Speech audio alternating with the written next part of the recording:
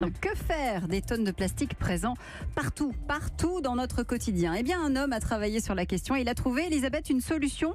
Il a créé une machine qui produit du diesel, oui, mais à partir de déchets plastiques non recyclables. Tout à fait. Ce projet est porté par l'association Earthworks. Il s'agit d'une machine qui va être commercialisée l'année prochaine. Le principe paraît simple. Une fois broyé, le plastique est chauffé à haute température avant d'être distillé.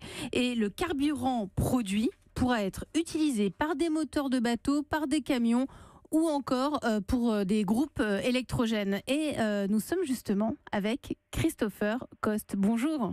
Bonjour. C'est vous qui avez mis au point cette installation. D'abord, d'où vous est venue l'idée? Alors, c'est en voyant ma femme rentrer des courses et jeter des quantités astronomiques de déchets plastiques. Je me suis dit qu'on pouvait quand même en faire quelque chose au lieu de les utiliser 30 secondes et de les jeter à la poubelle. Surtout que c'était pas dans la poubelle jaune qu'on devait les jeter, ceux-là. Donc, j'ai un peu cherché à droite à gauche et je suis tombé sur la technique de la pyrolyse des plastiques, qui promettait de produire donc du diesel à partir de déchets plastiques. Alors j'ai commencé à essayer et je me suis rapidement rendu compte que les promesses n'étaient pas vraiment tenues. Ce qu'on obtenait, c'était plutôt un pétrole très noir qui était plutôt solide à température ambiante. Donc j'ai mis plusieurs années à trouver une technique pour permettre d'obtenir des liquides utilisables instantanément. Donc du gasoil, de l'essence et finalement du gaz aussi. Et donc vous avez mis au point cette machine. Elle ressemble à quoi? On dirait, c'est une grosse machine, elle est couverte de tôle en aluminium. Elle fait 2 mètres de haut environ, sur 1 mètre de côté. Voilà, donc il y a un peu des petits afficheurs de température. On ne peut pas la mettre à la maison, Christopher? Alors ce modèle-là, c'est un modèle de démonstration. On peut le mettre à la maison, mais faut pas le faire fonctionner dans la cuisine, quoi. Le modèle qui sera fabriqué après, non, il sera quand même beaucoup plus gros. Il sera transporté dans des petits conteneurs pour accéder aux zones polluées.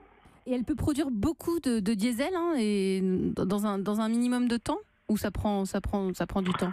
Alors ça prend à peu près une demi-heure. Pour transformer, alors si on parle d'1 kilo de plastique par exemple, on obtient 65% de gasoil, 18% d'essence, 10% de gaz et le reste c'est du carbone. Là pour le moment le petit modèle il produit 2 kilos à l'heure, c'est vraiment un petit modèle pour exposer. Ensuite le modèle qu'on va fabriquer il va passer à 70 kWh, donc ce sera déjà quelque chose de beaucoup plus imposant. Un mot, Éric Léandri?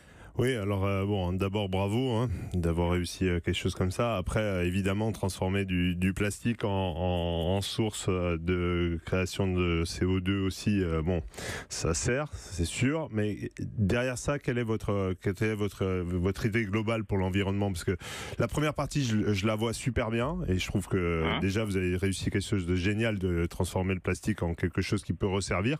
Et la suite. La suite, c'est quoi? Parce que si on retransforme le plastique en essence et qu'on la remet dans les moteurs à explosion, donc pour l'instant c'est top. Est-ce que vous avez d'autres plans ou c'est le seul? C'est déjà un plan génial. Moi, personnellement, je préfère avoir du pétrole et m'en resservir dans les voitures parce qu'il y en a toujours plein les rues, avec comme idée globale d'arriver quelque part. Mais vous avez autre chose? Non, pour le moment, ce serait le gasoil qui serait surtout exploité pour des générateurs, des tracteurs, des moteurs de bateaux. Le but, ce serait de toucher des populations, par exemple en Afrique, où ils ont beaucoup de déchets plastiques et ils n'ont pas accès forcément à l'électricité. Donc là, ils pourraient recycler leur plastique pour produire de l'électricité, pour éclairer des écoles.